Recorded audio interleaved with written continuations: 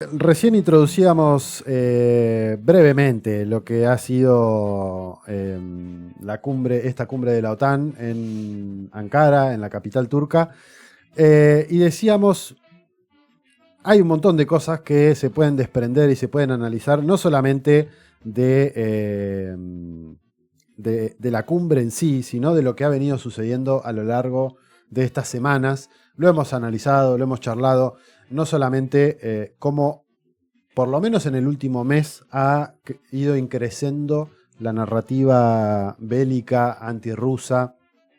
No es nada nuevo, esto viene desde antes de 2022, de que iniciara la operación militar especial de Rusia, la invasión de Rusia a Ucrania, depende desde dónde cada uno se pare para mirarlo, para analizarlo.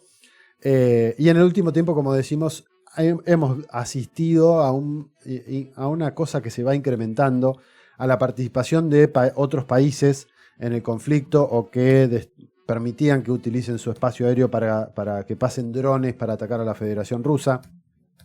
Bueno, hay un montón de cosas que podemos analizar y queríamos charlar, al igual que lo hicimos la semana pasada, con alguien que esté en el territorio, que esté en esa región del mundo, que comprenda la idiosincrasia también de quienes viven en esa región, de la información que tienen cada una de las personas que viven en la Unión Europea en distintos países. La semana pasada charlábamos con un colega colombiano que vive en Suiza y hoy vamos a estar charlando con Sakari Linden. Sakari es analista geopolítico, es miembro del directorio del partido político finlandés Alianza de Liberación o de Libertad, es periodista, asociado de la Asociación de la Vecindad y tiene la gentileza de, en su tarde, en nuestra mañana, un sábado, estar destinándonos unos minutos para tratar de entender no solamente lo que deja la cumbre de la OTAN en Ankara, sino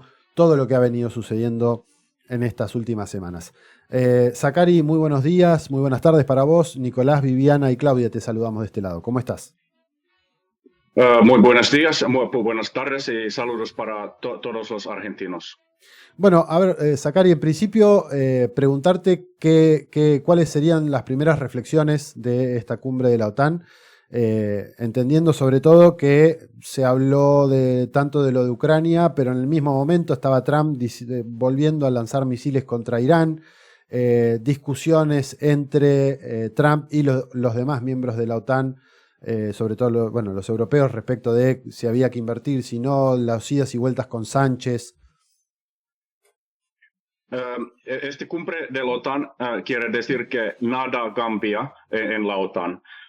Las aspiraciones hegemonísticas de los Estados Unidos se quedan el gol último de la existencia de la OTAN. Y quieren continuar la guerra en Ucrania contra la Rusia y quieren poner presión contra la China también.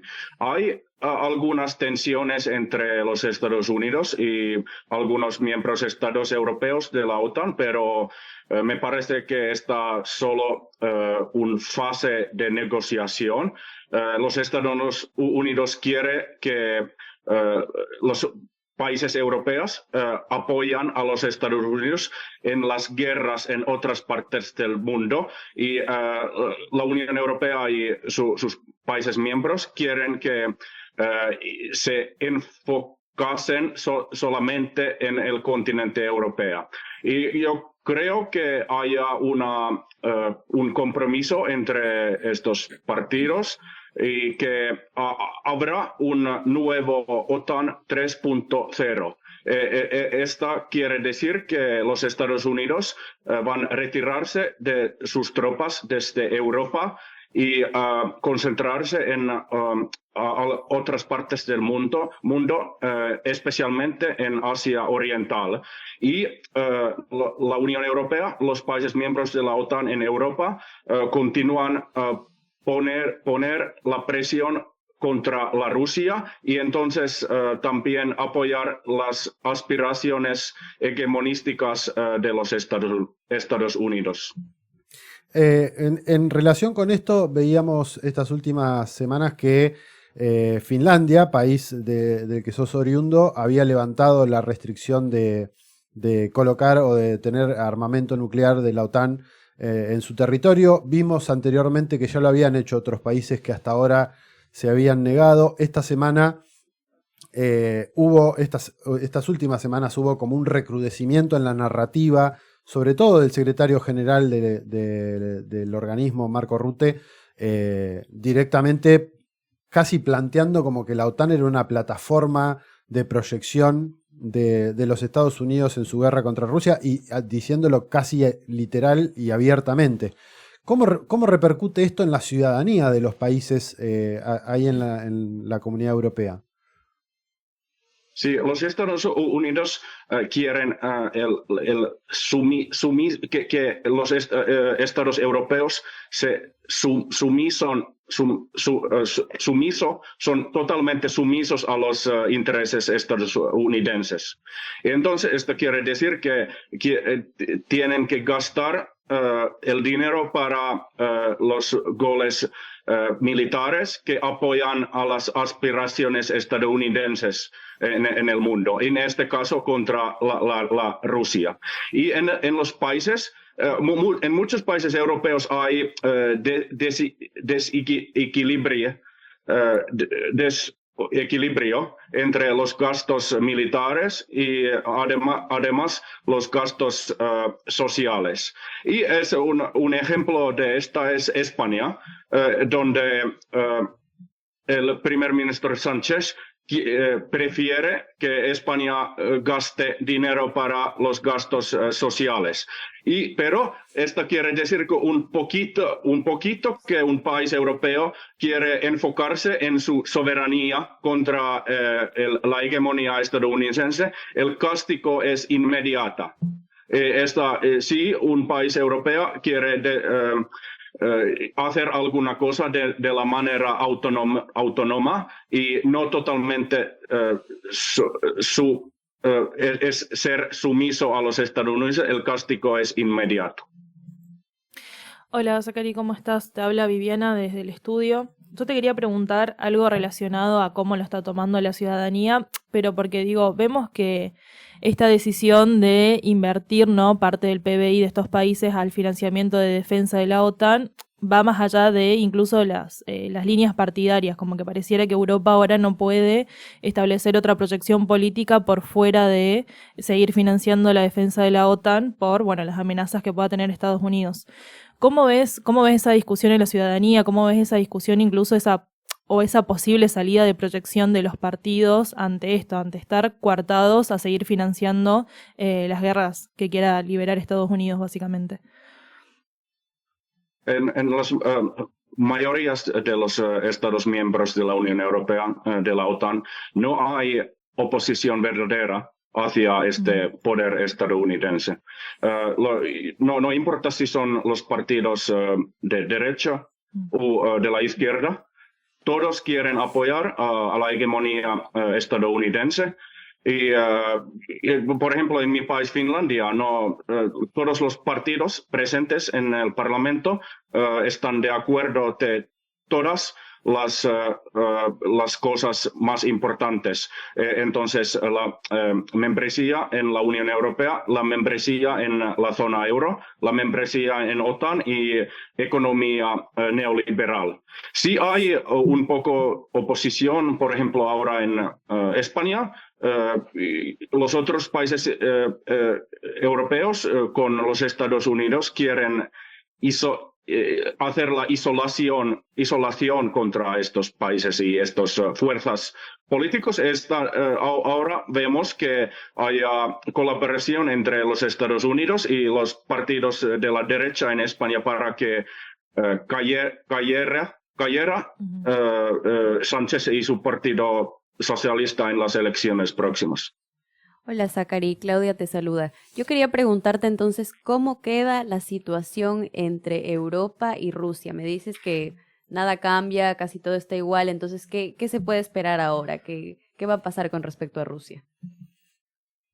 La situación cambió mucho después de las elecciones en Hungría, donde cayó el régimen de Viktor Orbán, porque Viktor Orbán y su gobierno eran una voz de razón dentro de la Unión Europea.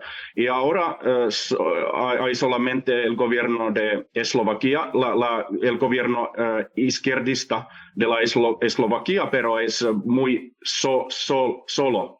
Y no es un país pequeño y no hay muchas cosas para que la Eslovaquia puede hacer en este momento. Y casi todas las fuerzas políticas presentes en los parlamentos nacionales y también en el Parlamento Europeo, no hay una oposición verdadera. Hay un poco de oposición dentro de la Alemania ahora. Según los sondajes, el partido político Alternativa para la Alemania, que es nacionalista, se opone a la guerra en Ucrania, la participación de Alemania en la guerra en Ucrania, y hay un partido político izquierdista, soberanista, la alianza de Sacher-Wagenknecht. Si pueden hallar un base de colaboración entre ellos, pudiera cambiar la política de Alemania, pero vamos a ver. Sakari, charlábamos fuera de aire respecto de otra cosa que sucedió hace poquito en la Unión Europea, que fue que el Parlamento Europeo aprobó una ley que permite directamente hacer una suerte de inteligencia sobre la vida privada de las personas comunes. Sería interesante que nos cuentes porque es un debate que se está abriendo en todo el mundo respecto del uso de la inteligencia artificial, de las redes sociales, de si esto tiene que ser controlado o no, cómo puede ser. Sobre todo te decía de que lo cuentes para tener una perspectiva desde América Latina de qué puede implicar leyes como esta que se aprobó en el Parlamento Europeo. Sí, el chat control, que es un pretexto, utilizan la causa de oposición contra abuso sexual infantil, pero es solamente un pretexto y pone sobre sospecha toda la población. Es verdaderamente un ataque contra la sociedad civil y especialmente contra la oposición verdadera dentro de la Unión Europea. Quieren construir su dictadura en Europa y una llamada amenaza rusa es una grande parte de esta construcción de la dictadura dentro de la Unión Europea. Uh-huh. Bueno, un panorama complejo, por lo menos se ve eso desde aquí.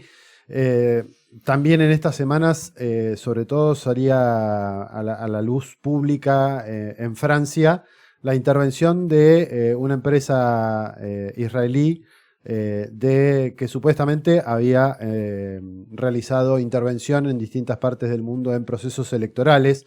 Y si esto lo comunicamos o hacemos un vaso comunicante junto con lo que veníamos charlando recién de esta ley, el financiamiento por presiones de Estados Unidos para más armamento y demás, ¿dónde queda la democracia en Europa? Que en el último tiempo, en el último siglo, había sido como no digo la meca, pero sí un ejemplo que se ha tenido en otras partes del mundo de un sistema contrabalanceado, con independencia de poderes. Da la sensación, por lo menos con este tipo de decisiones que toma el Parlamento Europeo y otras, que se está perdiendo muy rápidamente ese poder o esa marca que que tuvo en algún momento la Unión Europea o los países de Europa respecto de los sistemas democráticos occidentales. Sí, es una muy buena pregunta y me parece que la Unión Europea habla mucho sobre la autonomía, pero en realidad es totalmente sumisa por los Estados Unidos. Y me parece que el sistema de la Unión Europea utiliza la amenaza rusa o la amenaza china solamente para las razones políticas y me parece que, por ejemplo, una influencia estadounidense o desde Israel no es un problema para el sistema de Unión Europea. Si la Unión Europea quiere ser independiente, autónoma, quiere decir que hay que criticar toda la influencia exterior de Europa. Pero el problema es que la construcción de la Unión Europea no es natural, es artificial y es una construcción hecha por los Estados Unidos después de la Segunda Guerra Mundial y no puede sobrevivir sin la hegemonía estadounidense. Entonces, tenemos que regresar a las naciones, a los estados naciones europeas que tienen que volverse independientes, soberanas de nuevo, en mi opinión.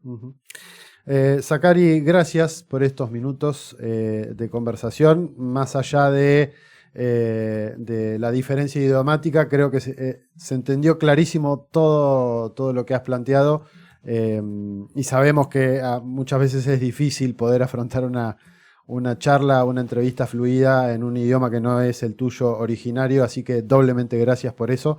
Bueno, y quedará abierta la puerta, la ventana para seguir charlando en alguna otra oportunidad. Muchas gracias por la invitación.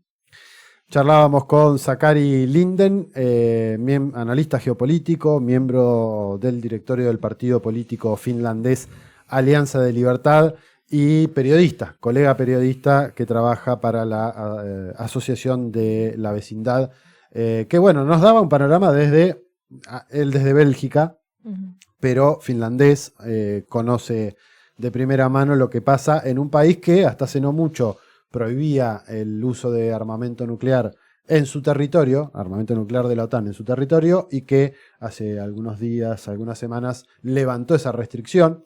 Una Finlandia que está siendo cada vez más hostil. Bueno, en un contexto donde bien decía, excepto Eslovaquia, el resto de los países parece que están todos alineados y no hay una gran diferencia en el en la acción ni en el relato. Sí, y que además es esto, digo, o sea, él mismo confirmaba que independientemente de la postura partidaria de cada país, es como medio un acuerdo tácito seguir aportando al financiamiento de defensa de la OTAN. Esto me hacía acordar, digo, que siempre hablamos incluso de esto, de las elecciones en Israel y demás, pero como también los candidatos siguen teniendo la misma línea de la guerra y del sionismo, como que ya traspasa, digo, cualquier postura partidaria. Es la proyección política a largo plazo para construir. Y por eso cada vez que analizamos este tipo de acontecimientos, de hechos, planteamos que hay un trasfondo, hay una matriz de fondo que une este conflicto o estas definiciones que toma la Unión Europea con lo que pasa en Asia Occidental, con este reordenamiento de fuerzas que está haciendo Estados Unidos a nivel global, diciendo que va a sacar a sus militares de Europa y los va a llevar a Asia Oriental, o sea, al Taiwán, o sea, a tener un conflicto en esa región, donde también tiene aliados, o los va a traer para América Latina, donde también tiene que generar alguna especie de control. Ya vamos a ver si eso es necesario o no, porque también, hoy por hoy, América Latina y el Caribe, excepto Brasil, Cuba, Nicaragua y México, sí, todavía no. El resto está todo pintado de libertario, conservador, o como le queramos llamar, que basa su política exterior sobre todo en relación a lo que dicta Washington. Entonces, sí, bueno, hay que ver qué pasa. Todavía los dos gigantes del continente, que son México y Brasil, tienen gobiernos compañeros, podemos decir.